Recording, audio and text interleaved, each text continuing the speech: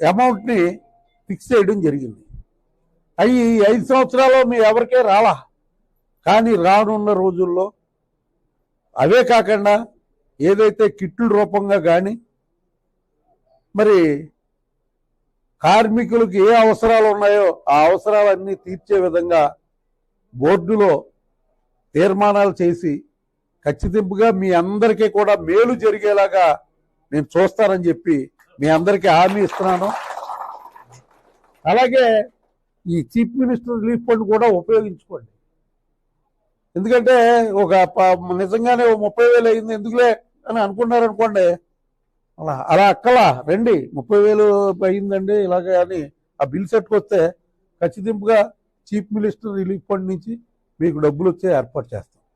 ఎందుకంటే డబ్బులు ఉన్న వాళ్ళు కాదు కదా, ఇక్కడ ఉన్న అందరూ కూడా కార్మికులు కదా. ఈ కార్మికులకి మంచి చేసే విధంగా ఈ బోర్డుని తీర్చిదిద్దుదామని చెప్పి ఏదైతే ఈ ఫండ్ ఉందో ఆ ఫండ్ని ఇదే కాకోకుండా సెంట్రల్ గవర్నమెంట్ నుంచి కూడా ఫండింగ్ వస్తుందంట దీనికి సంబంధించి.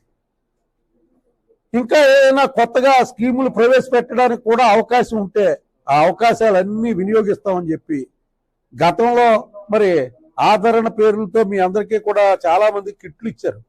ఇప్పుడు ఆ స్కీము లేకపోయినా బోర్డు ద్వారా ఏదైతే కార్మికులకు కావాలో అవన్నీ కూడా జరిపించడానికి మరి చీఫ్ మినిస్టర్ గారు అన్ని రకాల ముందున్నారని, ఇందులో ఒక్క రూపాయి కూడా మరి ప్రభుత్వం తీసుకెళ్ళదని చెప్పి ఆ డబ్బుని మీ సెస్ ద్వారా వచ్చిన డబ్బుని కార్మికుల ఉపాధికి కార్మికుల మరి కష్ట నష్టాలకి వాడతామని చెప్పి తెలియజేసుకుంటూ